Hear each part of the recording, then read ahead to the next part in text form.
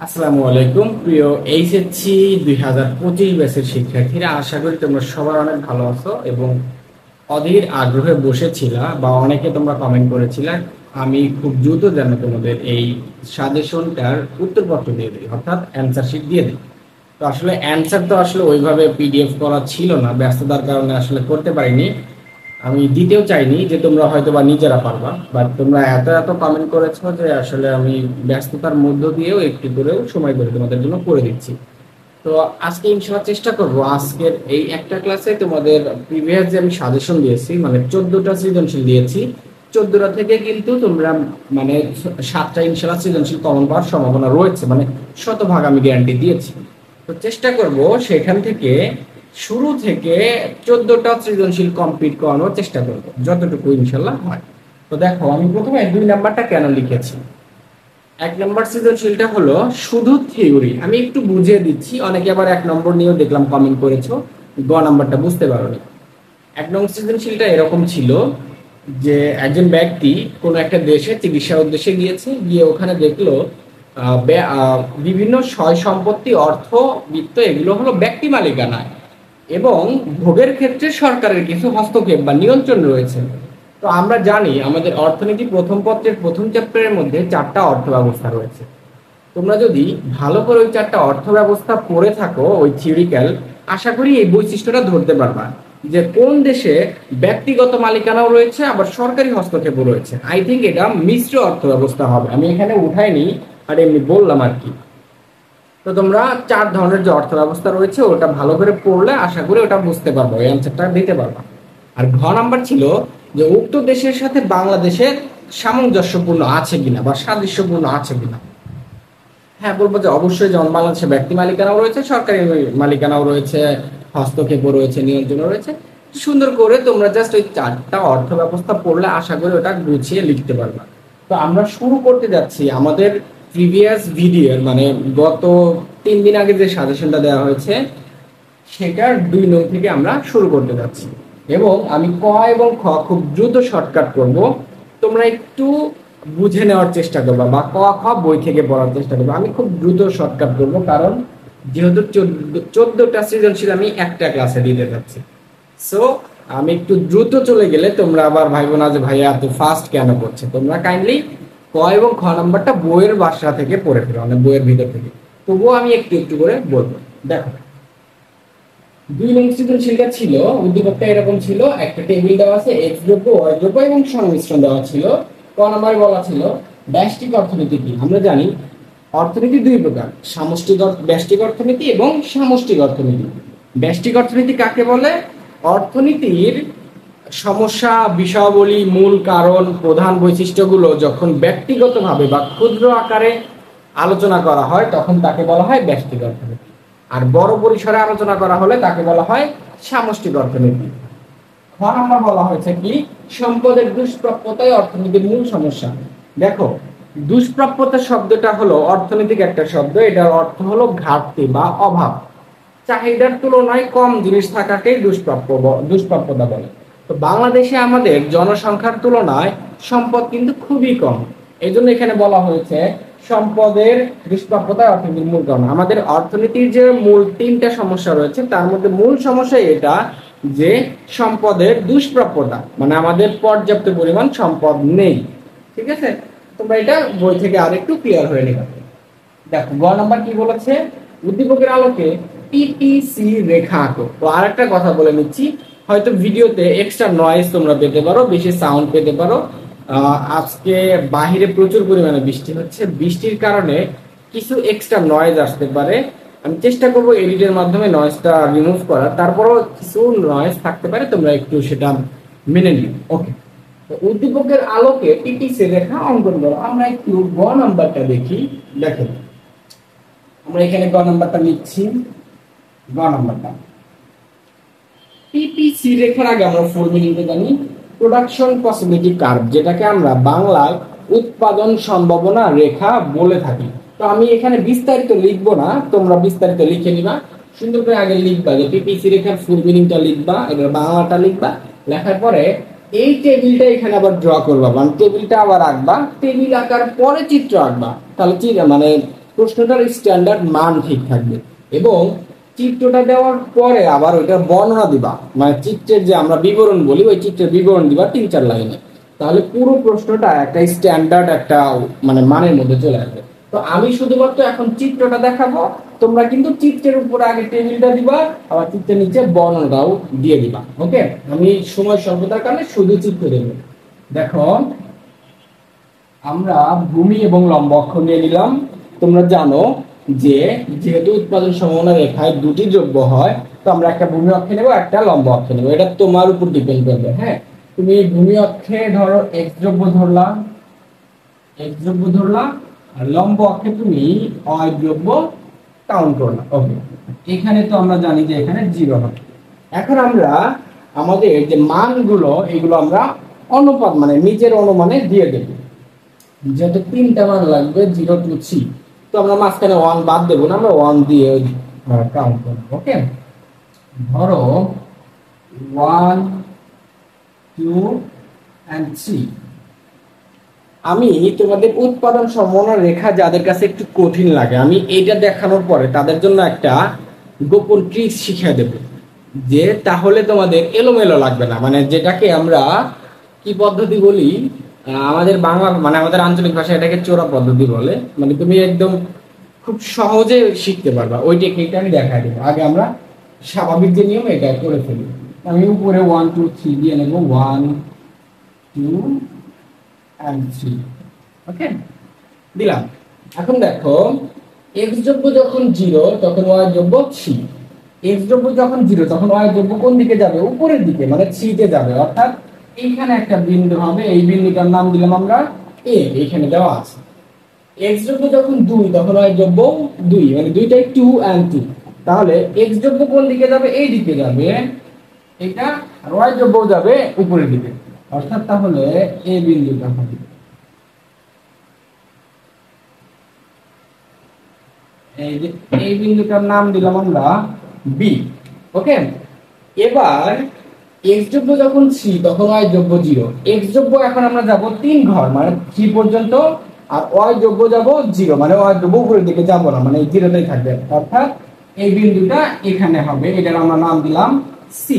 দেখো আমরা 3টা সংমিশ্রণ পেয়েছি, এ বি সি, 3টাই পেয়ে গিয়েছি।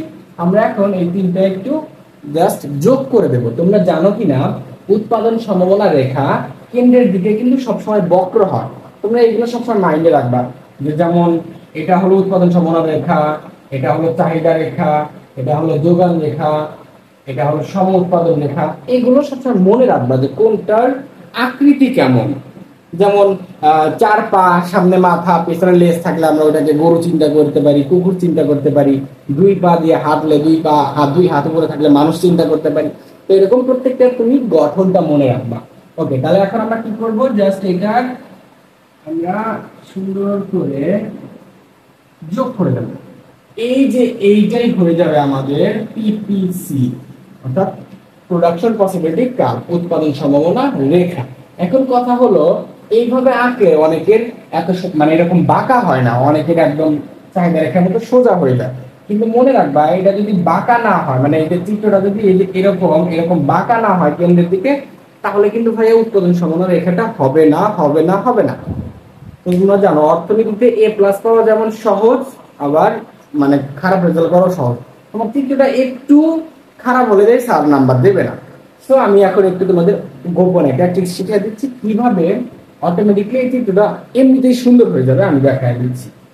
ধরো এখানে আমি দেখাচ্ছি, তোমরা প্রথমে ভূমি এবং লম্ব অক্ষ দিলা, এটা এক্স এটা ওয়াই দিলাম, এখানে 0 দিলাম। তুমি এই মার্কগুলো আগে করবা না করে সরাসরি তোমার মন মতো সুন্দর করে বাঁকা করে আগে একটা উৎপাদন সম্ভাবনা রেখা আগে আঁকিয়ে নেবা সুন্দর করে। আঁকানোর পরে তুমি মানগুলো দিয়ে দিলাম। এটা হবে কত 3, এখানে দিবা 2, এখানে দিবা 1, এখানে দিবা 1, এখানে দিবা 2, এখানে দিবা 3, এরকম দিবা। দিয়ে এবার এই 2 এর সাথে এটা এইরকম দিয়ে দিবা, এই এ বি সি। এখন তোমরা দেখো এই চিত্র চাইতে কিন্তু অবশ্যই এই চিত্রটা একটু হলেও সুন্দর লাগতেছে। তো যারা আসলে এইভাবে চিত্রটা বোঝো না বা যাদের একটু বাঁকা কম হবে, তারা চাইলে এই ট্রিক্সটা অবলম্বন করতে পারো। স্যার কিছুতেই বুঝতে পারবে না যে আসলে তুমি এই ট্রিক্স অবলম্বন করে করেছো। ওকে, এখন এইটার সুন্দর করে বর্ণনা দিয়ে দিবা। আমরা এখন একটু ঘতে যাচ্ছি। দেখো ঘতে কি বলা আছে, চিত্রে x = 1 y = 2 এবং x = 3 y = 3 সম্ভব কিনা, মানে নতুন দুইটা আমাদের বিন্দু স্থাপন করতে হবে এই চিত্রের মধ্যেই, সেটা আসলে পসিবল কিনা, মানে উৎপাদন করা যাবে কিনা। তো তোমরা কি করবে, এটা করার জন্য ঘ নাম্বারে যাবা। আমি একটু তোমাদের দেখায় দিচ্ছি। তোমরা ঘ নাম্বারে যাবা, গিয়ে এই ডটা মানে এই চিত্রটা আবার ড্র করবা। আমি কিন্তু এটা ঘ লিখছি, হ্যাঁ। তোমরা ঘতে যাবা, গিয়ে এই সেম গ এর চিত্রটা তোমরা আবারও ড্র করবা। ড্র করার পরে এই নতুন বিন্দু দুটো আমরা এখন স্থাপন করি। দেখো x1 আর y হতে হবে 2, তো x1 আর y হলো 2, তো x1 আর y2 মানে এই যে বিন্দুটা, নতুন একটা বিন্দু স্থাপন হলো। এর আমরা নাম দিলাম সাপোজ a b c, এর নাম দিলাম d। আচ্ছা, নতুন বিন্দু তো একটা স্থাপন করলাম, আরেকটা বিন্দু স্থাপন করব। দেখো x = 3 y = 3, দুইটাই 3 হতে হবে। তো x3 আবার y ও 3, মানে এটা যাবে উপরের দিকে, আবার এই 3, তার মানে বিন্দুটা এখানে স্থাপন হবে। ওকে, তাহলে এই বিন্দুর নাম দিলাম ডি ই। ওকে, দেখো আমরা নতুন দুইটা বিন্দু পেয়েছি, একটা হলো ডি বিন্দু আর একটা হলো ই বিন্দু। এটা কিন্তু আমরা ঘ নাম্বার যাচ্ছি। তো তুমি প্রথমে ঘ নাম্বার কি করবা, ঘ নাম্বারে আমি আবারও বলছি, প্রথমে আগের চিত্রটায় আঁকবা, আঁকানোর পরে এই দুইটা বিন্দু স্থাপন করবো ওই চিত্রের মধ্যে। এই যে একটা হলো ডি বিন্দু আর একটা হলো ই বিন্দু। এখন তুমি এটার বর্ণনা দিবা যে আসলে এটা উৎপাদন সম্ভব কিনা। আমি সংক্ষেপে বলে দিচ্ছি, তোমরা বর্ণনা করবা। দেখো এটা ছিল উৎপাদন সম্ভাবনা রেখা ভাইয়া, এই যে এ বি সি, এটা ছিল উৎপাদন সম্ভাবনা রেখা। আমরা জানি উৎপাদন সম্ভাবনা রেখার কোন বিন্দুতেই উৎপাদন করা সম্ভব, এর বাইরে বা ভেতরে আসলে উৎপাদন করা সম্ভব নয়। কেন সম্ভব নয় ব্যাখ্যা দিবা। তোমরা এইভাবে লিখবা, উদ্দীপকে নতুন দুটি বিন্দু ডি এবং ই, দুটি বিন্দুর ডি হলো অন্তস্থ বিন্দু মানে উৎপাদন সম্ভাবনা রেখার ভেতরের বিন্দু, এবং ই হলো উৎপাদন সম্ভাবনা রেখার বাইরের বিন্দু। এটা আগে দিলা, দিয়ে লিখবা উদ্দীপকের ডি এবং ই কোন বিন্দুতেই উৎপাদন করা যৌক্তিক নয়, নিচে যৌক্তিকতা তুলে ধরা হলো। এটা লিখবা, লিখে এবার লিখবা ডি বিন্দুর যৌক্তিকতা, সুন্দর করে আন্ডারলাইন করে পয়েন্ট করে লিখবা। দেখবা যে মানে 4 এর মধ্যে যে 4 দিতে যে বাধ্য, এটা তোমার লেখাতেই প্রমাণ হয়ে যাবে। ঠিক আছে, তো তুমি লিখবা ডি বিন্দুর যৌক্তিকতা, লিখে এখানে লিখবা যে প্রথমে কিন্তু আগে আমরা বলে দিলাম ডি এবং ই বিন্দুতে উৎপাদন যৌক্তিক নয়। এবার লিখবা ডি বিন্দুর যৌক্তিকতা, এভাবে লিখবা ডি বিন্দুর যৌক্তিকতা, লিখে আন্ডারলাইন করে ব্যাখ্যা করবা। আমি ব্যাখ্যাটা মুখে বলছি, তোমরা তাই করবা। হ্যাঁ, ডি বিন্দুটা লিখবা যে উদ্দীপকের ডি বিন্দু হলো উৎপাদন সম্ভাবনা রেখার ভেতরের বিন্দু বা অন্তস্থ বিন্দু। আমরা জানি উৎপাদন সম্ভাবনা রেখার ভেতরের কোনো বিন্দুতে উৎপাদন করা সম্ভব হলেও উদ্যোক্তা বা কৃষক উৎপাদন করবে না। কেন উৎপাদন করবে না? কারণ তোমরা চিন্তা করো, এই বিন্দুতে যদি উৎপাদন করে তাহলে আমাদের এতটুকু মানে জমি ব্যবহার হচ্ছে, আর বাকি যে এতখানি, কারণ উৎপাদন সম্ভাবনা রেখা হলো এখানে, তো বাকি যে এতটুকু এরিয়া, এই এরিয়াটা আমাদের মানে অপূর্ণ নিয়োগ থেকে যাচ্ছে, যার ফলে ডি বিন্দুতে উৎপাদন করা গেলেও উৎপাদন করা যৌক্তিক নয়। এতে দেশের বেকারত্বের সংখ্যা বাড়বে, দেশের জাতীয় আয়ে অনেক উৎপাদন হ্রাস পাবে। কথাটা এইভাবে লিখে দিবা সুন্দর করে। আবার লিখবা এখন ই বিন্দুর যৌক্তিকতা, লিখবা উদ্দীপকে ই হলো উৎপাদন সম্ভাবনা রেখার একটি বাইরের বিন্দু। আমরা জানি উৎপাদন সম্ভাবনা রেখার বাইরের কোনো বিন্দুতে কখনোই উৎপাদন করা যায় না। মনে করো এইটুকু আমাদের বাংলাদেশের সীমানা বা বাংলাদেশের মানচিত্র, আমরা বুঝতে পারতেছি যে এইখানে উৎপাদন করলে আমাদের বাংলাদেশের মানুষের তুলনায় চাহিদাটা মিটে যাবে বা আমরা অনেক ডেভেলপ করব, বাট এটা ইন্ডিয়ার জায়গা, আমাদের মানচিত্র এই পর্যন্ত, এখানে ইন্ডিয়ার জায়গা। আমরা চাইলেই কি ওখানে গিয়ে উৎপাদন করতে পারবো? পসিবল না।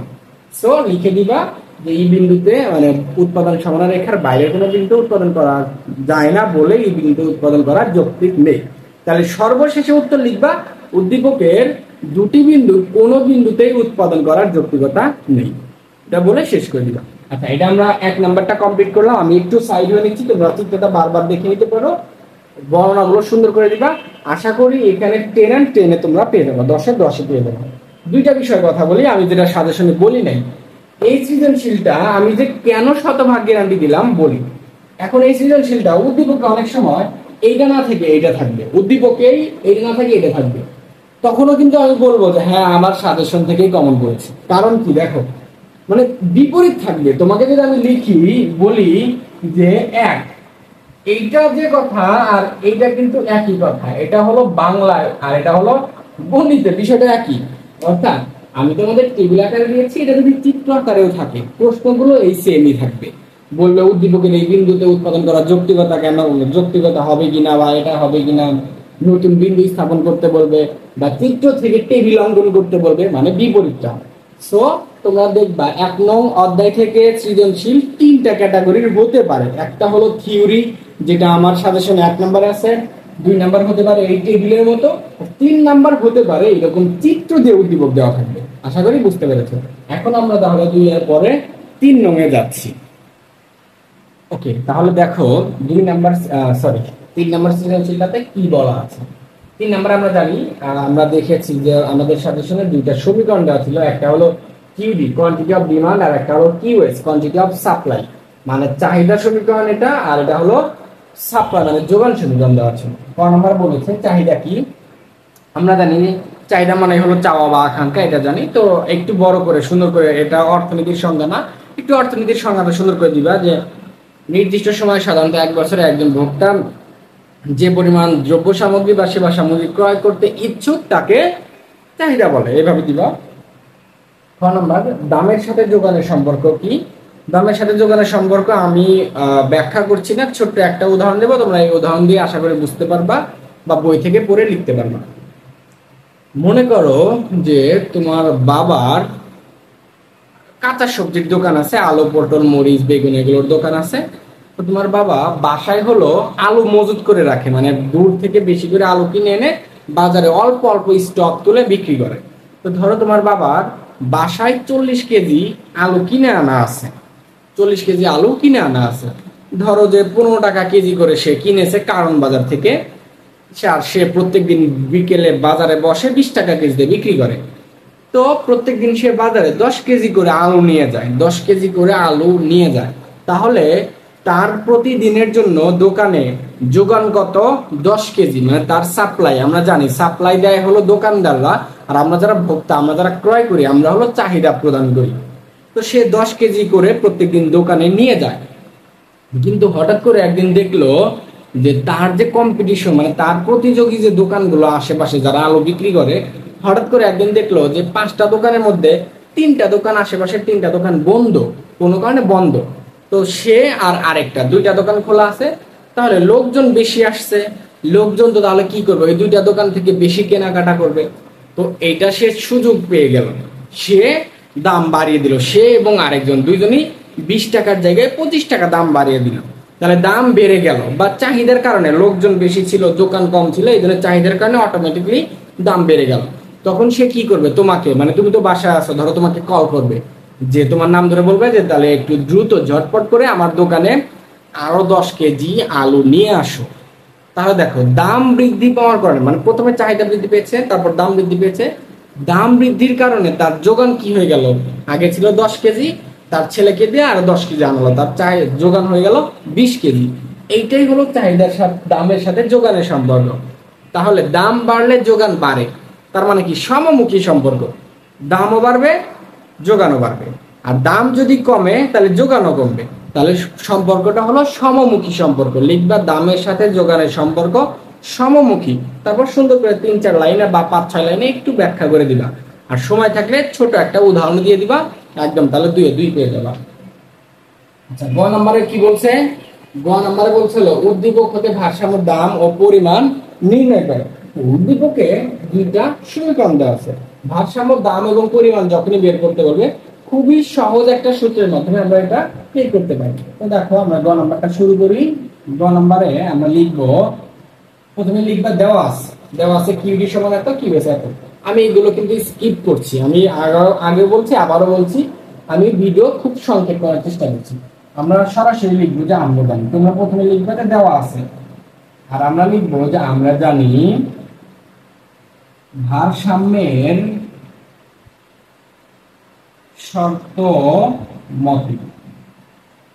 ভারসাম্যের শর্ত মতে এটা কেন লিখতে হয়, আমি আমার প্রিভিয়াস সম্ভবত তোমরা 10-12টা ক্লাস নিচে যদি চলে যাও, ভিডিও নিচে চলে যাও, দেখবে একটা ভিডিও আছে দ্বিতীয় অধ্যায়ের এই ভারসাম্য দাম এবং পরিমাণ বের করা।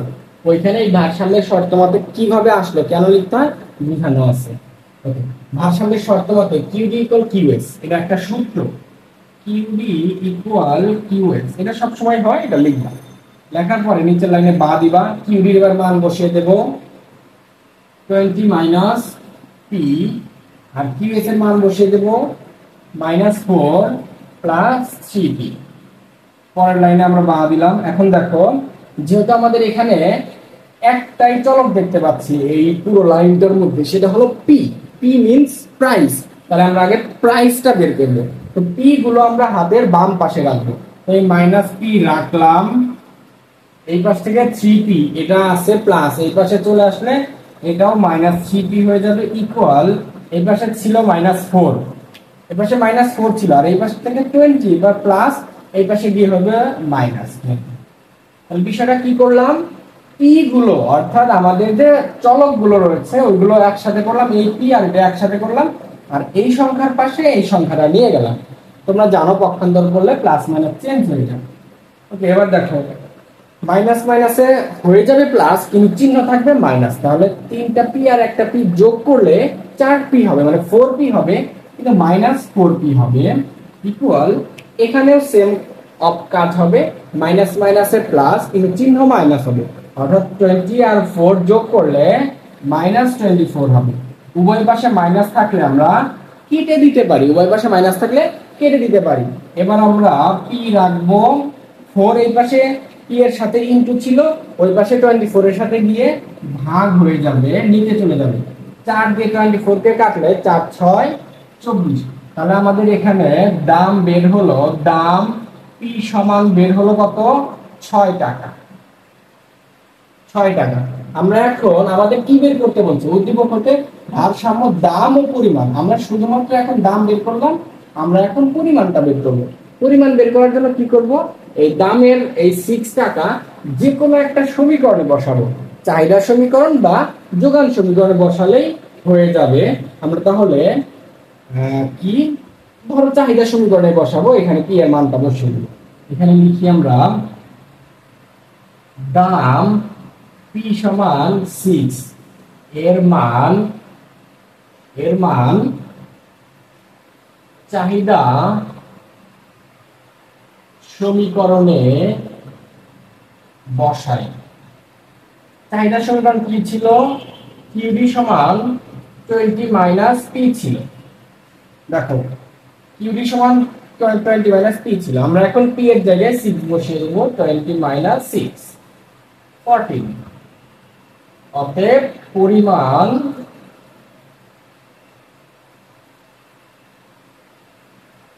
কিউ দ্বারা বোঝায় পি সমান 14। ওকে, তাহলে আমাদের অ্যানসার হলো দাম পি সমান 6 আর পরিমাণ পি সমান 14। এই দুইটা হলো আমাদের গ নংয়ের অ্যানসার। আচ্ছা, এবার আমরা একটু দেখি ঘ নাম্বারে কি বলছে।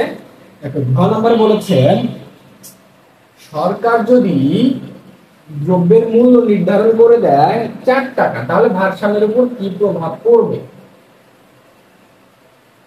তোমার এই প্রশ্নটা যদি করে, এর চাইতে ইউনিক ভাবে বা এর চাইতে ব্যতিক্রম কোনো প্রশ্ন করবে না, মানে এখান থেকে প্রশ্ন করলে এইটাই করতে হবে, এটা আর এর চাইতে কঠিন করতে পারবে না। চাইলে এর চেয়ে সহজ করতে হবে, বাট এর চাইতে কঠিন করতে পারবে না।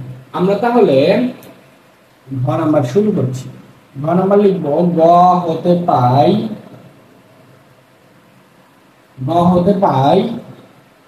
পি, মানে দাম পি হলো 6 আর পরিমাণ পি সমান 14। এই দুটো আমরা পেয়েছি। এখন বললো কি, যে দাম যদি এখন 4 টাকা সরকার নির্ধারণ করে দেয়, তাহলে ভারসাম্যের উপর কিরূপ প্রভাব পড়বে। তাহলে আমরা লিখি, তাহলে আরেকটা যেহেতু পি, মানে সরকার আর একটা মূল্য ধরে দিল, তাহলে আমরা এটা P1 চিন্তা করি, আমরা লিখি নতুন দাম বা সরকার কর্তৃক দাম P1 সমান 4 টাকা। 4 টাকা। আমরা এটা লেখার পর এখন এখানে তোমরা লিখবা যে সরকার দ্রব্যের মূল্য 4 টাকা নির্ধারণের পর ভারসাম্যের উপর যে প্রভাব পড়বে তার নিচে গাণিতিক ভাবে ব্যাখ্যা করা হলো। দেওয়ার পরে তোমরা এই কিউডি সমীকরণ লিখবা। কিউডি সমীকরণ লিখবা 20 মাইনাস পি। 20 মাইনাস, এখানে পি এর জায়গায় আমরা সরকারের দামটা লিখে দেব। তাহলে এখানে আমাদের কিউডি মানে চাহিদা, চাহিদা বের হবে কত? চাহিদা বের হবে 16। আমরা এখন এই পি এর মান আবার কিউ এস সমীকরণেও বসাবো। কিউ এস ছিল হলো -4 প্লাস 3p ছিল, তো -4 লিখলাম প্লাস 3। পি এর মান কত? সরকার ধরে দিচ্ছে কত? 4 টাকা। তাহলে -4 প্লাস 3 যাবে 12, 12 থেকে 4 বিয়োগ করলে হবে 8। তাহলে যোগান, যোগান সমান 8। তুমি এইটুকু গাণিতিক ব্যাখ্যা দেওয়ার পরে নিচে আবার একটু বাংলা ব্যাখ্যা দিতে হবে। বাংলা কি লিখবা? বাংলা লিখবা যে যখন উদ্দীপকের আলোকে আমরা দাম বের করেছিলাম তখন দাম ছিল, ভারসাম্য দাম ছিল 6 এবং পরিমাণ ছিল হলো 14 একক, 14। কিন্তু সরকার নতুন দ্রব্যমূল্যের দাম 4 টাকা নির্ধারণের পর আমাদের চাহিদা সমীকরণ, চাহিদা দাঁড়ায় হলো 16 একক এবং যোগান হয়ে যায় 8 একক। জাস্ট এতটুকু লিখলেই হবে। এবং যদি আরো একটু লিখতে চাও যে তাহলে দাম হলো মানে দাম বৃদ্ধির কারণে, যেহেতু দাম আগে ছিল 6 টাকা, এখন সরকার বলে দিল 4 টাকা, তাহলে দাম বৃদ্ধি পেলো নাকি কমলো? কমলো। কিন্তু তাহলে দেখো দাম কমার কারণে আমাদের চাহিদার যে পরিমাণ ছিল, দেখো ওই চাহিদার পরিমাণ আগে ছিল 14, এখন চাহিদার পরিমাণ কত হয়েছে? এখন চাহিদার পরিমাণ একটু বেড়ে গেছে, কারণ আমরা জানি দামের সাথে চাহিদার সম্পর্ক হলো বিপরীত। দাম কমলে চাহিদা বাড়ে, দাম বাড়লে চাহিদা কমে।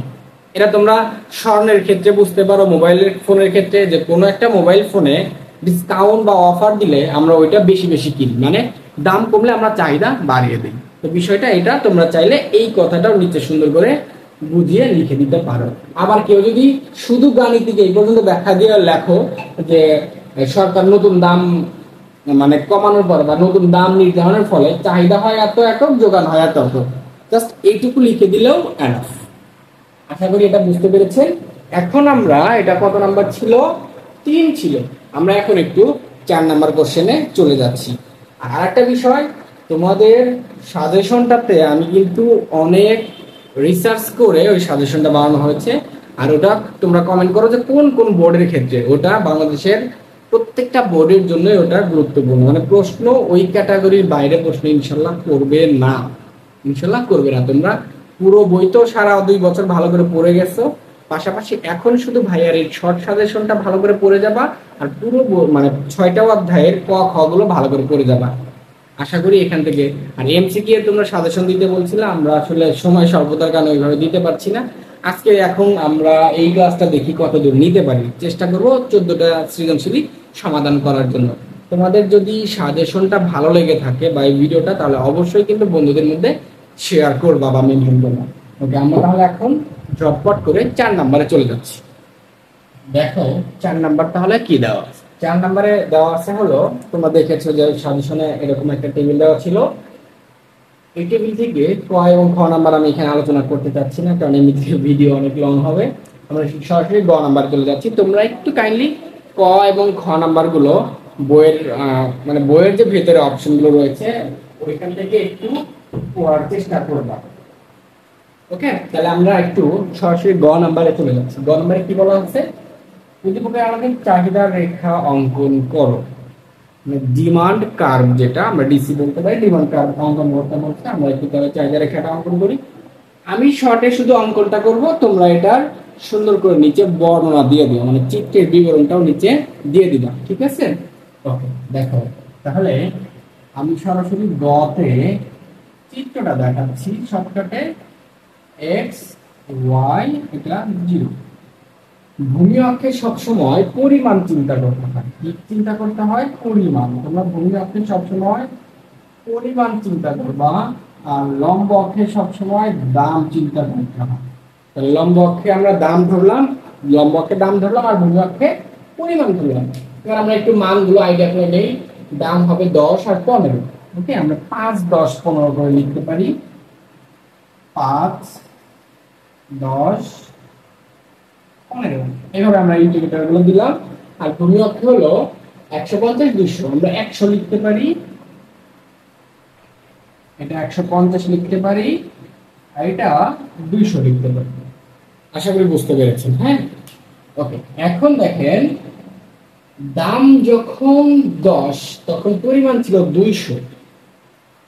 10 এর সাথে 200 যাবে। হ্যাঁ, দেখেন এই যে একটা, আর দাম বেড়ে 15 হলো, আর এটা কমে 150। এটা 15, 150, 15, আর এটা হলো 150। একটু বাঁকা গেল। আচ্ছা, এই যে দুইটা বিন্দু পেলা, এই দুইটা বিন্দু তুমি এবার সোজা করবা। এই দুইটা বিন্দু তুমি জাস্ট দাগ দিবা, এখানে লিখে দিবা ডি, আর এটা লিখে দিবা ডি ড্যাশ। অর্থাৎ এইটাই চাহিদা রেখা। চাহিদা রেখা। আশা করি আপনারা বুঝতে পেরেছেন। দেখেন জাস্ট কত সুন্দর। আমি এই জন্য স্টুডেন্টকে বলি ইকোনমিক্স নাও, ক্লাস পেতে যাবে। দেখো কত সুন্দর, জাস্ট 2 মিনিট লাগলো না, তুমি এখানে 3 পেয়ে যাবে। এখন কি করবা? 3 থেকে 4 লাইন এটার বিবরণ হবে। 3 থেকে 4 লাইন চিত্রের বিবরণ সুন্দর করে এইভাবেই লিখবা। বিবরণটা আমি একটু সংক্ষেপে বলি। চিত্রে ভূমি অক্ষের পরিমাণ এবং লম্ব অক্ষের দাম নির্দেশিত। দাম যখন 10 একক তখন পরিমাণ 200 একক। যা এখানে একটা বিন্দু দিবা, এটা এ, এটা বি, যা বি বিন্দুতে নির্দেশিত। দাম বৃদ্ধি পেয়ে যখন 15 একক হয় তখন পরিমাণ হ্রাস পেয়ে 150 একক হয়, যা এ বিন্দুতে নির্দেশিত। এখন এ কমা বি যোগ করি, আমরা নতুন যে রেখা পাচ্ছি ডি এবং ডি ড্যাশ, এটি হলো আমাদের নির্ণেয় চাহিদা রেখা। সুন্দর করে দিয়ে দিলাম। আমরা এখন ঘতে যাচ্ছি। আমি কিন্তু সময় কম নিচ্ছি, তোমরা স্ক্রিনশট দিয়ে এই অপশন মানে উত্তরগুলো পরে দেখে নিবা, বা একটু থামিয়ে থামিয়ে দেখবা। উদ্দীপকের আলোকে স্থিতিস্থাপকতার মাধ্যমে দ্রব্যের প্রকৃতি নির্ণয় করো। আমরা এখান থেকে কি করব? এখন এখান থেকে আমাদের এখন স্থিতিস্থাপকতা নির্ণয় করতে হবে। এই টেবিল থেকে আমরা স্থিতিস্থাপকতা নির্ণয় করব। হ্যাঁ, কি করব? স্থিতিস্থাপকতার আমাদের সহজ একটা সূত্র রয়েছে, জাস্ট ওই সূত্রটা ব্যবহার করে এটা আমরা করে ফেলবো। আমরা ঘ নাম্বার লিখি, ঘ নাম্বার। ওকে, তাহলে আমরা কি করব? প্রথমে আগে এই টেবিলটা, তোমরা সবচেয়ে ভালো হবে এই টেবিলটা ঘ নাম্বার আগে একবার আঁকিয়ে নিবা, এটা সবচেয়ে ভালো হবে। আর যদি না পারো তাহলে তাও সম্ভব, মানে সমস্যা নেই, বাট আঁকিয়ে নিলে ভালো হয়। আমরা সরাসরি, আমি লিখলাম যে আমরা জানি, আমি সরাসরি সূত্রটা চলে যাচ্ছি। আমরা জানি, লিখবা ইডি, স্থিতিস্থাপকতার সূত্রকে আমরা ইডি দিয়ে প্রকাশ করি, ইলাস্টিসিটি অফ ডিমান্ড। ইডি এর পূর্ণরূপ হলো ইলাস্টিসিটি অফ ডিমান্ড। ওকে, তাহলে এখানে আমরা সূত্রটা দেখতে পাচ্ছি, হলো সূত্রটা এরকম, del q divided del p গুণন পি ডিভাইডেড কিউ। এটা হলো আমাদের সূত্র। সূত্রটা কষ্ট করে মুখস্থ করবা, অনেকেরই হয়তো মুখস্থ আছে। এখন আমরা এখানে মানগুলো বসিয়ে দেব। তার আগে আমরা এখান থেকে মানগুলো বের করে নেই। দেখো পি সমান কত, কিউ সমান কত, তারপর ডেল কিউ সমান কত, আর ডেল পি সমান কত, আমরা এই মানগুলো বের করে নিই। তোমরা জানো কিনা, প্রাথমিক যেটা দাম, মানে প্রথম যেটা দাম থাকবে ওইটাই হলো পি এর মান, আর প্রথম যেটা পরিমাণ থাকবে ওইটাই কিউ এর মান। তার মানে এটা 10 আর ওটা 200। তাহলে পি এর মান হলো প্রথমটা 10 আর কিউ এর মান প্রথমটা 200, এটাই হবে। এখন আসো ডেল কিউ কিভাবে বের করতে হয়। এই ডেল শব্দটা দ্বারা, মানে এই শব্দটা দ্বারা পরিবর্তন বোঝায়। পরিবর্তন, এই শব্দটা দ্বারা পরিবর্তন বোঝায়। তাহলে আমরা কিসের পরিবর্তন বুঝবো? দেখো ডেল কিউ মানে কিউ এর পরিবর্তন, তাহলে পরিবর্তন সবসময় মনে রাখবা দ্বিতীয়টা থেকে প্রথমটা বিয়োগ করে বের করতে হয়। দ্বিতীয়টা থেকে প্রথমটা, তার মানে 150 মাইনাস 200 হবে। 150 মাইনাস 200 হবে। ওকে, তাহলে এটা যদি আমরা করি, এখানে আমরা পাচ্ছি -50। ওকে, এবার আসো ডেল পি। পিটা তাহলে সেম ভাবে হবে, এখান থেকে এটা বিয়োগ করে 15 মাইনাস 10, এটা আমরা পাচ্ছি শুধু 5 মানে 5। এখন আমরা এই চারটা মান এখানে বসিয়ে দেব। তাহলে প্রথমে ডেল কিউ এর মান পেলাম -50, ডেল পি এর মান পেলাম 5 গুণন শুধু পি এর মান হলো 10, শুধু কিউ এর মান হলো 200। ওকে, এখন আমরা একটু কাটাকাটি করব। দেখো কাটাকাটিটা কিভাবে করব, ধরো প্রথমে আমরা এই 50 দিয়ে এই 200 কে কাটলাম। 50 200 কে 50 দিয়ে যদি 200 কে কাটা যায় তাহলে 50 200 মধ্যে 4 বাদ যাবে। 5 দিয়ে যদি 10 কে আমরা কাটি 2 বাদ যাবে, 5 দুগুণে 10। এবার আবার এই 2 দিয়ে যদি 4 কে কাটি তাহলে 2 উপরে হবে 1, 1 ডিভাইডেড 2 তাহলে -1 ডিভাইডেড 2। এখন আমরা এটার পরম মান লিখব। পরম মান লিখলে 1 ডিভাইডেড 2 কে ভাগ দিলে 0.5 হয়। 0.5 পরম মান বিষয়টা বোঝাই। এই যে সামনে একটা দাঁড়িয়ে দিলাম, পরে একটা দাঁড়িয়ে দিলাম, এই দুটাকে বলা হয় পরম মান। আর পরম মান লিখলে ওইখানে মাইনাস গ্রহণযোগ্য না, মানে মাইনাস বাদ দিয়ে পরম মানটা লিখতে হয়। তো পরম মান তাহলে আমরা পেলাম কত, ইলাস্টিসিটির মান আমরা পেলাম হলো 0.5। এবার তোমরা বইয়ে তিনটা শর্ত দেখবা যে ইডির মান এই যে এরকম আছে, ইডি সমান 0 হলে একটা আছে, ইডি 0 চাইতে বড়, সরি 0 না এটা 1 আছে, এখানে 1 আছে। ইডি 0 সমান হলে কি হবে, ইডি 1 এর চেয়ে বড় হলে কি হবে, আর একটা হলো ইডি 1 এর চেয়ে ছোট হলে কি হবে। এই তিনটা মান আছে তোমাদের বইয়ে, এই তিনটা মান পড়ে ফেলবা। এটা কোথায় পাবা, স্থিতিস্থাপকতা যেখানে আছে, যে টপিক মানে যে টপিকটা ওইখানে আছে, ওই টপিকের নিচে দেখবা যে এটা তিনটা মান দেওয়া আছে। ইডির মান যদি 1 মানে 1 হয় তাহলে ওই দ্রব্যটা মানে এখানে যে দ্রব্য দেওয়া আছে ওইটা হলো স্বাভাবিক দ্রব্য হবে। ইডির মান যদি 1 এর চেয়ে বড় হয় তাহলে ওটা বিলাসজাত দ্রব্য হবে, মানে মনে করো স্বর্ণ, অলংকার, ফ্ল্যাট বাসা, মোবাইল ফোন, প্রাইভেট কার, এগুলো হবে। আর ইডির মান যদি 1 এর চেয়ে ছোট হয়, যেমন এইটা হয়েছে, এটা হলো তাহলে নিত্য প্রয়োজনীয় দ্রব্য, মানে কাঁচামাল, চাউল ডাউল পেঁয়াজ এগুলো। ওকে, তারপরে তোমরা এই তিনটা শর্ত বইয়ের মধ্যে আরো ভালো করে সুন্দর করে লেখা আছে, ওই তিনটা শর্ত পড়ে ফেলবা। তাহলে এটা এই পর্যন্ত দেওয়ার পরে লিখবা এখানে দ্রব্যটি হলো যেহেতু ইডির মান 0.5 মানে কি 1 এর চেয়ে ছোট হয়েছে, তার মানে নিত্য প্রয়োজনীয় দ্রব্য। এই শর্ত দিবা যে ইডি ইজ লেস দেন 1, তাহলে দ্রব্যটি নিত্য প্রয়োজনীয় দ্রব্য। তার কারণ আমরা জানি ইডির মান যদি 1 এর চেয়ে ছোট হয় তাহলে দ্রব্যটি নিত্য প্রয়োজনীয় হয়। এইভাবে তুমি দ্রব্যটির প্রকৃতি নির্ণয় করবা। আশা করি এই সৃজনশীলটাও বুঝতে পেরেছো। আমি একটু সাইড হয়ে নিচ্ছি, তোমরা এটা দেখে নাও। আর আমরা তাহলে এখন একটু দেখবো যে 5 নং সৃজনশীলটাতে কি বলা আছে। আর আরেকটা কথা আবার বলে নিচ্ছি, ভিডিওগুলো যদি ভালো লেগে থাকে তোমাদের সাজেশনটা এবং এটা এই 2025 সালের পরীক্ষার্থীদের জন্য খুবই খুবই হেল্পফুল হবে। অবশ্যই তাহলে তোমাদের যে 2025 সালের যে ফ্রেন্ড সার্কেল গুলো আছে তাদের মধ্যে ভিডিওটা অবশ্যই বেশি বেশি শেয়ার করবা, তাহলে আমরা পরবর্তী ভিডিও তৈরি করতে আরো একটু এনকারেজ মানে আগ্রহ ফিল করবো। ওকে, আমরা এখন 4 এর পরে 5 নাম্বার সৃজনশীলটা দেখবো। দেখো তাহলে 5 নাম্বার সৃজনশীলটাতে কি দেওয়া আছে। 5 নাম্বারটাতে দেওয়া আছে হলো একটি টেবিলে কিউ এবং টি ইউ দেওয়া আছে। কিউ দ্বারা আমরা বুঝি কোয়ান্টিটি মানে পরিমাণ, আর টি ইউ টোটাল ইউটিলিটি অর্থাৎ মোট উপযোগ দেওয়া আছে। অনেক সময় এটার পরিবর্তে বাংলা লেখা থাকবে, আবার অনেক সময় এরকম ইংরেজিতে লেখা থাকবে। ক এবং খ নাম্বার আমি আলোচনা করছি না, তোমরা একটু কাইন্ডলি বই থেকে দেখে নিবা। গ নাম্বারটাতে বলা আছে কি উদ্দীপকের আলোকে টি ইউ রেখা অঙ্কন করো। এটার আলোকে এই টি ইউ রেখাটা অঙ্কন করতে বলছে। খুবই সিম্পল, আমি জাস্ট আঁকিয়ে দেখাচ্ছি, তোমরা একটু গণনাটা নিজে থেকে করে নিবা। গ নাম্বার লম্ব অক্ষ নিলাম, ভূমি অক্ষ নিলাম, ভূমি অক্ষে এক্স, লম্ব অক্ষে ওয়াই ধরলাম। এখন আমরা ভূমি অক্ষে ধরবো হলো পরিমাণ। তোমরা জানো কি না ভূমি অক্ষে সবসময় পরিমাণ চিন্তা করতে হয়। ওকে, পরিমাণ নিলাম। আর লম্ব অক্ষে আমরা টিইউ মানে মোট উপযোগ যেটাকে বলা হয় মোট উপযোগ, যেটাকে টিইউ বলা হয়। লম্ব অক্ষে টিইউ এবং ভূমি অক্ষে পরিমাণ কিউ নিলাম। এখন আমরা ভূমি অক্ষে পরিমাণ যেহেতু 5টা আছে আমরা একটু 5টা দিয়ে নেই।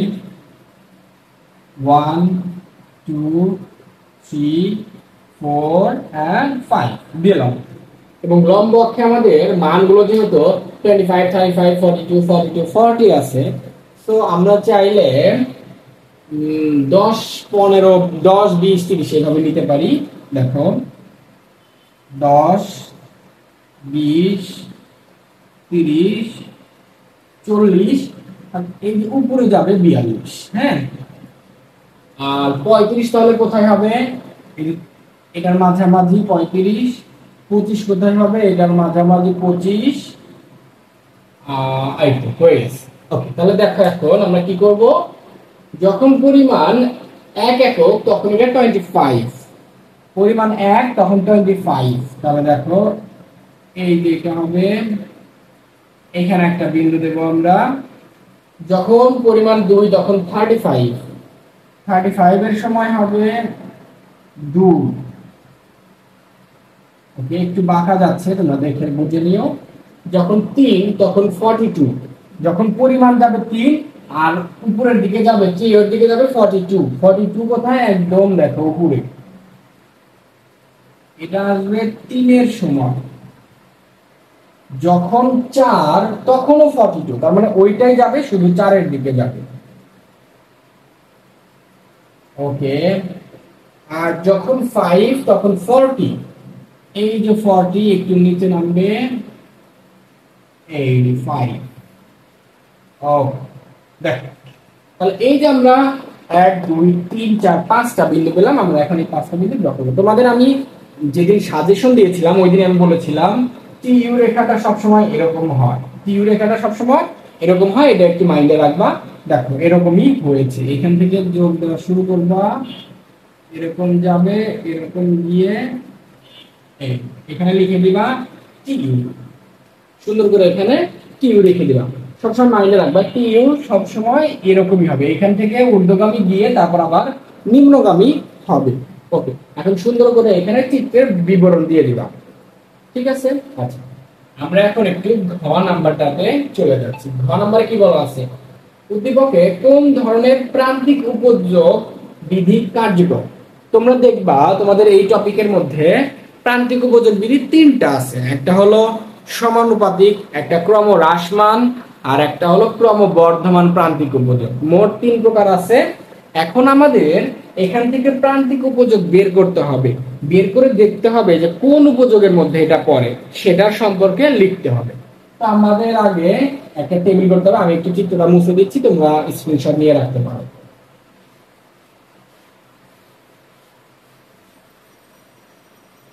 এখন দেখো আমরা একটু ঘ নাম্বার শুরু করব। ঘ নাম্বার করার জন্য তোমার প্রথমে ফার্স্ট অফ অল কি করতে হবে, যেহেতু ভালো করে খেয়াল করো প্রান্তিক উপযোগ বের করতে বলছে। প্রান্তিক উপযোগ বিধি মানে আমরা জানি আমাদের প্রান্তিক উপযোগ বিধি কয়টি রয়েছে? 3টি রয়েছে। এখন এই 3টির কোনটার মধ্যে পড়ে সেটার জন্য আমাদের প্রান্তিক উপযোগ বিধি বের করে নিতে হবে। তো এটার জন্য তোমরা সুন্দর করে ওই টেবিলটা করবা।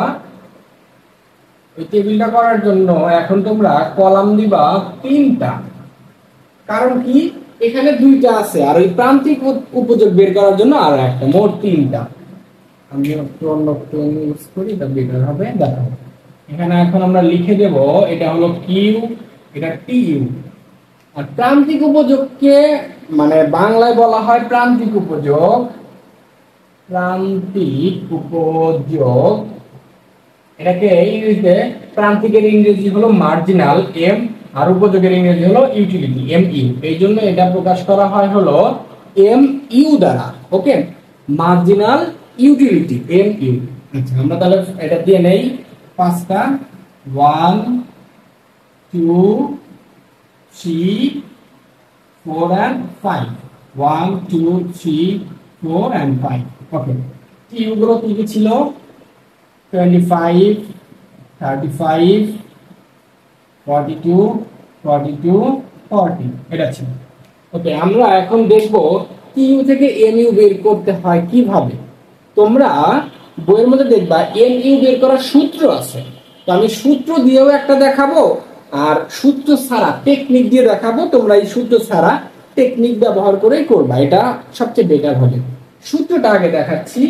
সূত্রটা হলো এমইউ এর সূত্রটা হলো এটা, এমইউ সমান del TU divided del q. এটা হলো এমইউ এর সূত্র। এখন তোমরা এই সূত্র ব্যবহার করলে কি হবে আর সূত্র না ব্যবহার করলে কি হবে আমি একটু দেখাই দিচ্ছি। আমি সূত্র ছাড়া আগে বের করে দেখাচ্ছি। দেখো, প্রথমটা যা আছে টিইউ এমইউ তাই হবে 25। এরপরে আমি এটা টেকনিকে দেখাচ্ছি, এরপরে আমি সূত্রটা দিয়ে দেখাবো। ওকে, তো প্রথমটা 25 যা থাকবে এখানে তাই দিবা, এখানে যা থাকবে এখানে তাই দিবা, সহজ কথা। 2 নম্বরে কি করবা, মানে পার্থক্য, এটার পার্থক্য কত, এটার পার্থক্য এখানে, এটার পার্থক্য এখানে, এটার পার্থক্য এখানে দেখাচ্ছি। দেখো, 35 থেকে 25 বিয়োগ করলে হবে 10, 42 থেকে 35 বিয়োগ করলে হবে 7, 42 থেকে 42 বিয়োগ করলে 0, 40 থেকে 42 বিয়োগ করলে -2। এটা চলে আসছে তোমার এমইউ। আমি আবারও বুঝাই দিচ্ছি, প্রথমে টিইউ যেটা থাকবে ওইটাই হবে, তারপরে পার্থক্য 35 থেকে 25 বিয়োগ করে 10, 42 থেকে 35 বিয়োগ করলে 7, 42 থেকে 42 বিয়োগ করলে 0, 40 থেকে 42 বিয়োগ করলে -2, কারণ বড়টার সামনে মাইনাস থাকে। এই যে দেখো 40 -42, তো এখান থেকে -2 হবে, এই মাইনাসটা এখানে চলে এসেছে। আচ্ছা, এটা আমি টেকনিক দিয়ে ব্যবহার করলাম যে প্রথমটা আর পরে বিয়োগ করে। এখন আমি এটা দেখাবো সূত্র ব্যবহার করে কিভাবে করতে হয়। দেখো, এই একই অ্যান্সার আসবে, বাট একটু পেঁচানো। তো কি দরকার ভাই পেঁচানো, তুমি সোজা দিয়ে দিবা। সূত্রটা কেমন হবে আমি বলি। দেখো, সাপোজ আমি এইটা বের করে দেখাচ্ছি। এই যে এটা যে 7 হলো 42 থেকে, এটা আমি বের করে দেখাচ্ছি। এই যে এটা ভালো করে খেয়াল করো, আমি সূত্র দিয়ে এই একটা দেখাচ্ছি। দেখো, ডেল টিইউ মানে কি, পরিবর্তন। আমি একটু আগে বুঝাইছি ডেল মানে কি, ডেল দ্বারা পরিবর্তন বোঝায়। 42 থেকে 35 বিয়োগ করলে হবে 7, তো উপরে দিলাম 7। আর নিচে কি হবে, ডেল কিউ মানে কি, পরিমাণে পরিবর্তন। 3 থেকে 2 বিয়োগ করলে কি হবে, 1 নিচে দিলাম।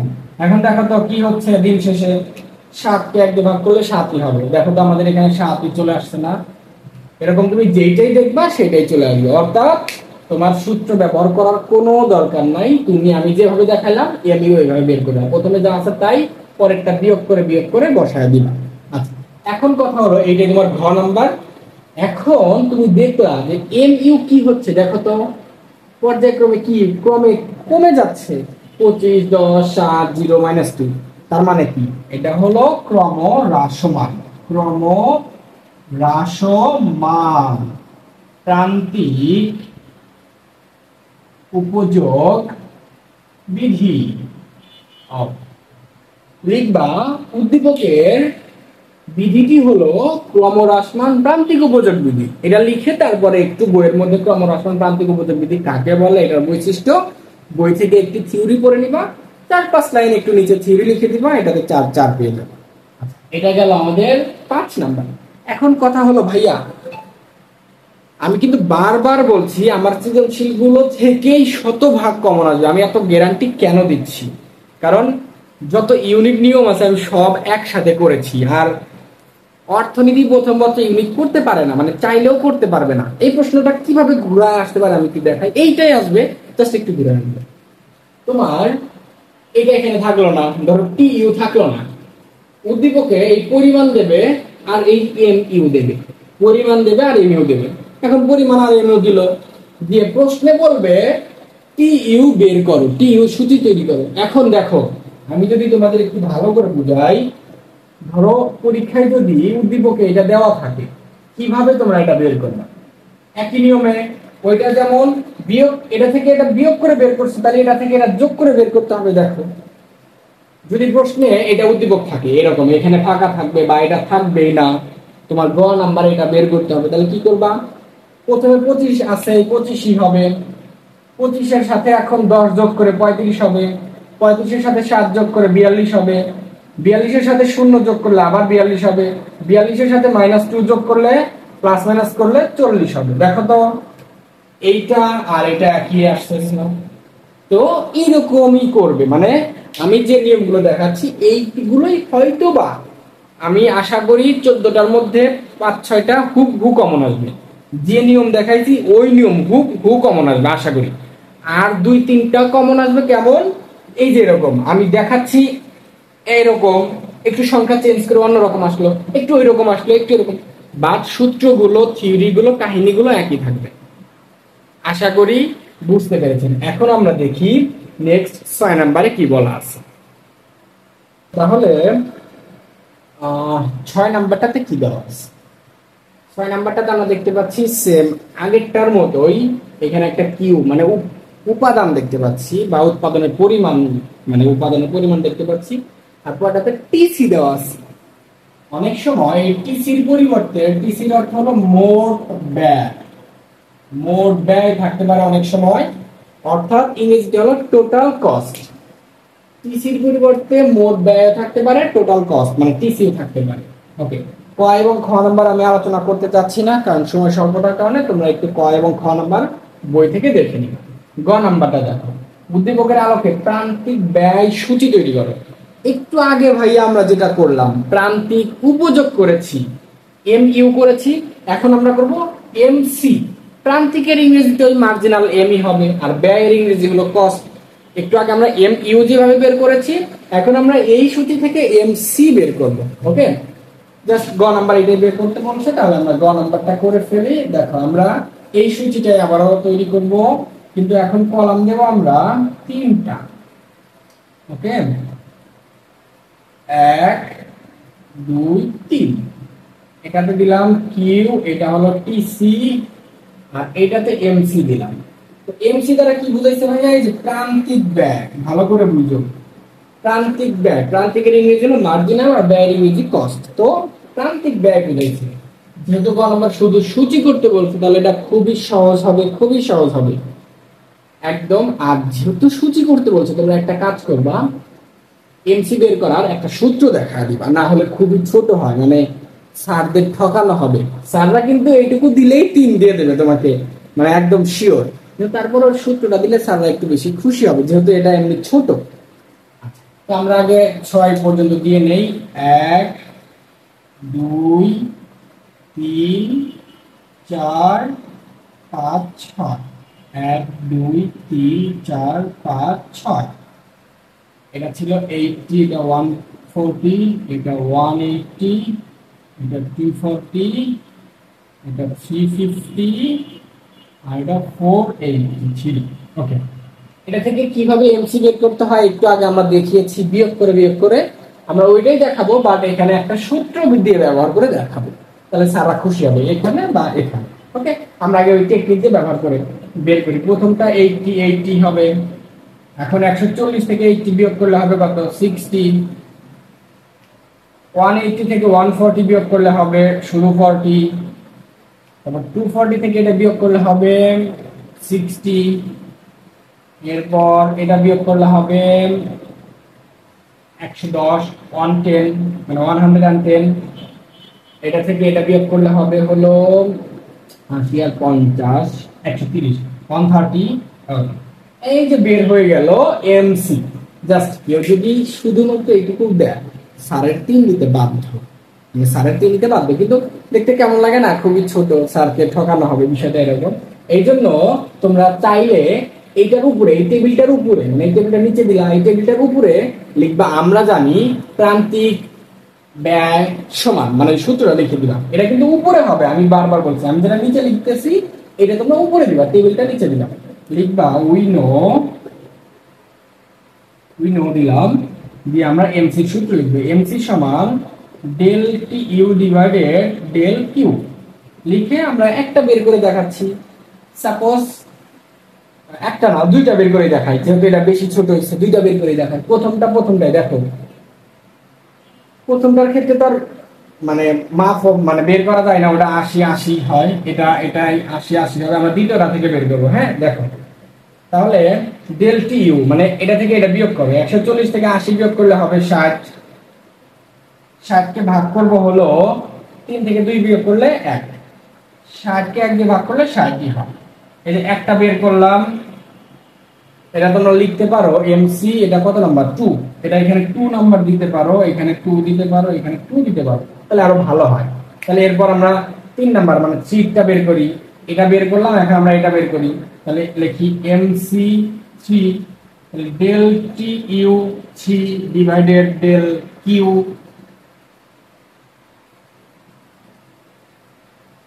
এটা সি হবে, এটা সি হবে দিলাম। দিয়ে তাহলে এবার 3টা বের করো, 180 থেকে 140 বিয়োগ করলে হবে কত 40, 4 থেকে 3 বিয়োগ করলে হবে 1, 40কে 1 দিয়ে ভাগ করলে 40 হয়ে গেল। তাহলে দেখো এখানে আমরা 60 পেয়ে গেলাম, এখানে 40 পেয়ে গেলাম। তুমি যদি এই টেবিলটা দেওয়ার পরে মানে এই টেবিলটা দেওয়ার আগে এই সূত্র এটা ব্যবহার করার পরে লিখবা যে নিচে পর্যায়ক্রমে প্রান্তিক ব্যয়গুলো বের করে একটি সূচিতে দেখানো হলো, এইটা আর এটা দেওয়ার পরে যদি এই সূচিটা দাও তাহলে স্যার এখানে আর 3 দিতে কার্পণ্য করবে না। ঠিক আছে, আশা করি বুঝতে পেরেছি। তাহলে এমসি বের করার একদম সহজ নিয়ম, প্রথমটা যা আছে তাই, তারপরে বিয়োগ করে বের করতে হয়। এখন আমরা ঘ নাম্বারটা দেখি। ঘ নাম্বার বলছে কি, একই চিত্রে এসি ও এমসি রেখার সম্পর্ক দেখা। একই চিত্রে, তো আমি আমার সুবিধার্থে আমি এটা কাটলাম না, আমি এই চিত্র দিয়েই দেখাবো। ওকে, তোমাদের কিন্তু এটা করা যাবে না, তোমাদের কিন্তু মুছতেই হবে। তোমাদের ঘ নাম্বারের আমি এখন দেখাচ্ছি কি বলছে দেখো, প্রশ্নটা ভালো করে বুঝতে হবে। একই চিত্রে এসি ও এমসি রেখার সম্পর্ক দেখো। তো আমরা এমসি বের করেছি, এসি কি এখানে আছে? নেই। তাহলে আমাদের এইটার পাশেই তোমরা ঘ নাম্বার দিয়ে এই টেবিলটা আবারও আঁকবা, আঁকিয়ে এখন টেবিল দিবা মানে রো দিবা আরো একটা বেশি, এর নাম দিবা হলো এসি, এর নাম হবে এসি দিলাম। দেওয়ার পরে এখন এসি বের করার সূত্র কি বা এসি জিনিসটা কি? এসির ফুল মিনিং হলো এভারেজ কস্ট। এসি বের করার আমি একটা সূত্র দেখাই, এসির সূত্র হলো সরাসরি টিসি ডিভাইডেড কিউ, অর্থাৎ এমসির মতোই, শুধু এখানে ডেল আর এখানে ডেল হবে না, টিসি কে কিউ দিয়ে ভাগ করতে হবে। অর্থাৎ এই যে এটা যা হবে, মোট কথা গড় বের করি আমরা কিভাবে, এখানে 180 আছে, তাহলে এই মোট উপাদান 3 দিয়ে ভাগ করব, 240 আছে 4 দিয়ে ভাগ করব, 350 আছে 5 দিয়ে ভাগ করব।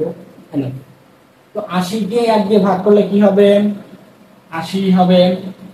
140 কে 2 দিয়ে ভাগ করলে হবে কত? 70। 180 কে 3 দিয়ে ভাগ করলে হবে 318 মানে 60 হবে। 240 কে 4 দিয়ে ভাগ করলে হবে 424, এখানেও 60 হবে। 350 কে 5 দিয়ে 5 7 35, এখানে 70 হবে। আর 6 দিয়ে এটাকে ভাগ করলে হবে 80 হবে। ওকে, দেখো আমরা কিন্তু সূত্র ব্যবহার না করে আমরা শুধুমাত্র এইগুলোকে এটা ভাগ করে এটা এসি বের করে ফেললাম। এখন আমাদের বলছে কি, বলছে হলো একই চিত্রে আমরা একটা চিত্র দিতে হবে, ওই একটা চিত্রেই এমসি এবং এসি দেখাতে হবে, সম্পর্ক দেখাতে হবে।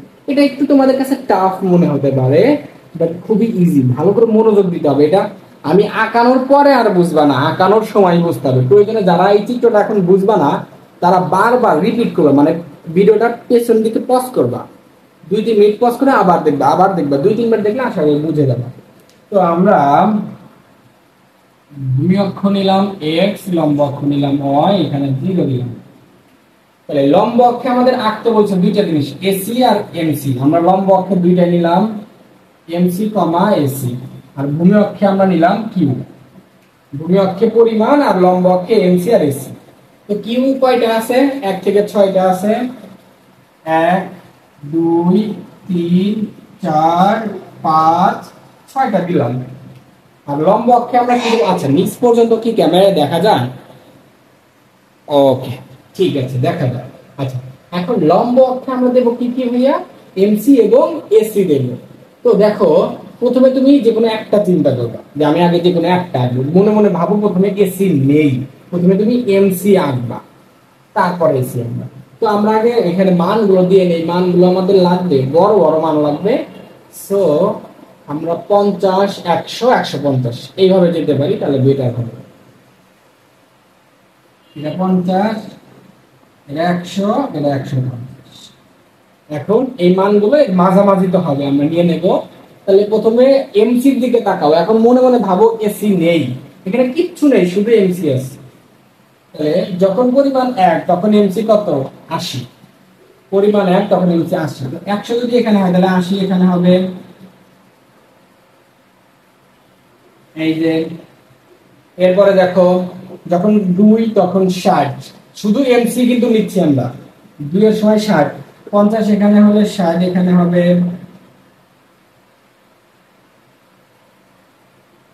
যখন 3 তখন 40, যখন 3 তখন 40, 40 50 এর একটু নিচে হবে। আর যখন 4 তখন আবার 60, যখন 4 তখন আবার 60, মানে এই বিন্দুতে আবার 4 এর এখানে চলে আসলো। যখন 5 তখন আবার 110, যখন 5 তখন উপরের দিকে যাবে 110, তো এই যে 110 হবে এখানে।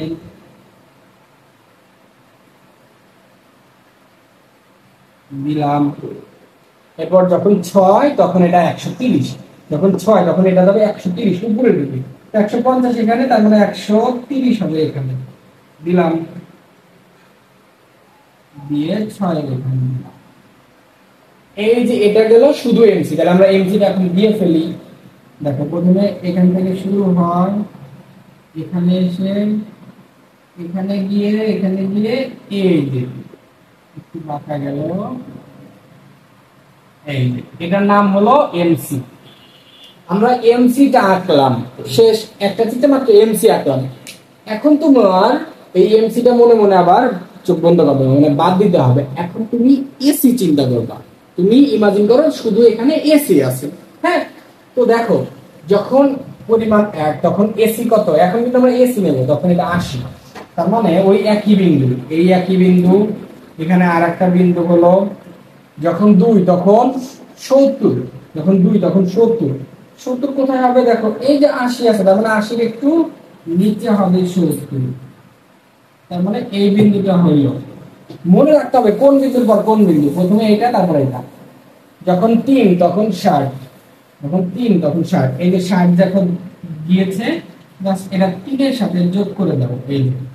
তার মানে এই যে একটা বিন্দু, দুইটা বিন্দু, তিনটা বিন্দু। এরপর 4 এর সময়, 4 এর সময় 60, মানে এই 60টাই এই যে 4 এর সময় 60 আছে, তাহলে 1 2 3 4 বিন্দু পেলাম। 5 এর সময় 70, 5 এর সময় আবার 70 নিতে হবে। 70 কোনটা? এই যে এইটাই জাস্ট 5 এর সাথে যাবে এই। এরপরে 6 এর সময় 80, 6 এর সময় এই যে দেখো 80 আছেই, এই 80টাকেই বাড়িয়ে দাও এই। এখন আমরা এই বিন্দু কয়েকটা যোগ করব। দেখো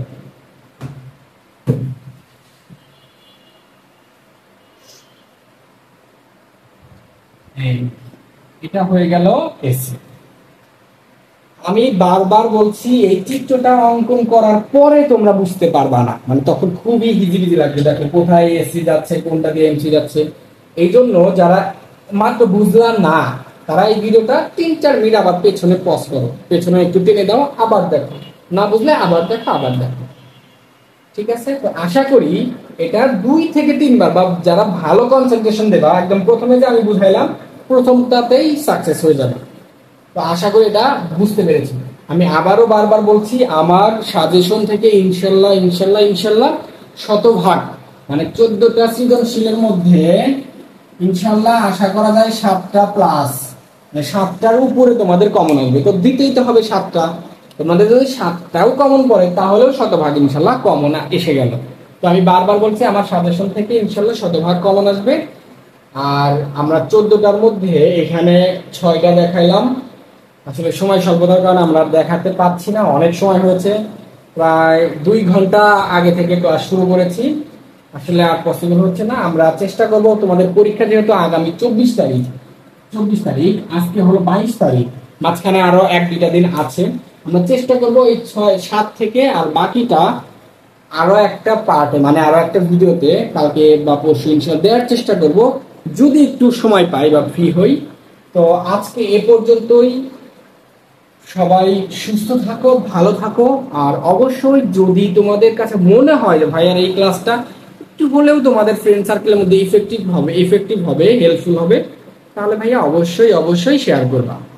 শেয়ার করতে, লাইক কমেন্ট করতে অবশ্যই ভুলবা না। তাহলে আজকে এ পর্যন্তই, পরবর্তী ক্লাসে সবার সাথে সুস্থ শরীরে দেখা হচ্ছে। সে পর্যন্ত সবাই সুস্থ থাকো। আল্লাহ হাফিজ।